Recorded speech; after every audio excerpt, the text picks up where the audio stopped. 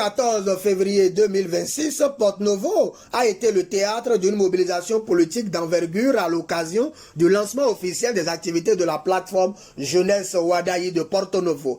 L'hôtel Novella Palace choisi pour abriter l'événement s'est rapidement retrouvé débordé par l'affluence de militants et sympathisants venus répondre à l'appel de Laurent Zomaï et de Romaric Sauton. Une véritable démonstration de force politique qui traduit l'ancrage progressif de la plateforme Jeunesse Wadayi dans la capitale. L'objectif affiché est sans équivoque contribuer activement à une victoire nette de Romuald Wadayi à l'élection présidentielle de 2026 tout en travaillant à un taux de participation élevé considéré comme un indicateur essentiel de légitimité démocratique.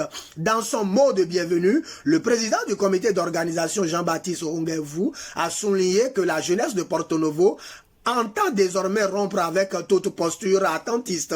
Selon lui, le moment est venu d'assumer pleinement une responsabilité politique en s'impliquant dans la consolidation des réformes engagées ces dernières années. Le docteur Undio William a pour sa part dressé un tableau des transformations structurelles observées au Bénin, notamment dans les infrastructures et la modernisation de l'action publique. Il a présenté Romuald Wadayi comme l'expression d'une élite technocratique issue de la jeunesse capable d'assurer la continuité réformatrice tout en introduisant des innovations adaptées aux défis actuels. La mobilisation se veut également inclusive. Madame Mariano, épouse à Rouimont, intervenant au nom des femmes leaders affiliées à la plateforme Jeunesse Wadayi, a annoncé une stratégie de terrain ciblée vers les étudiantes, les jeunes professionnels et les responsables communautaires. L'objectif est de structurer un engagement féminin, durable et méthodique en faveur du projet porté par le candidat Romuald Wadayi.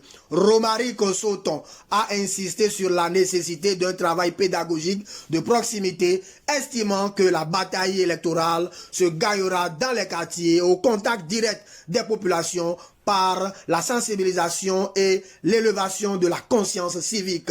Clôturant la cérémonie, Laurent Zomaï, président de la plateforme Jeunesse Wadayi, a livré un discours stratégique articulé autour de la mobilisation territoriale. Il a fixé un cap clair, maillé les 100 quartiers de Porto-Novo afin d'identifier, de sensibiliser et d'accompagner chaque électeur jusqu'aux urnes. Au-delà de la conquête électorale, il s'agit selon lui d'enraciner une culture de participation massive. Entre discours engagés et ambiance festive, la plateforme Jeunesse Wadayi de Porto-Novo marque ainsi son entrée officielle dans la dynamique de la présidentielle de 2026 avec l'ambition assumée de peser significativement sur son issue.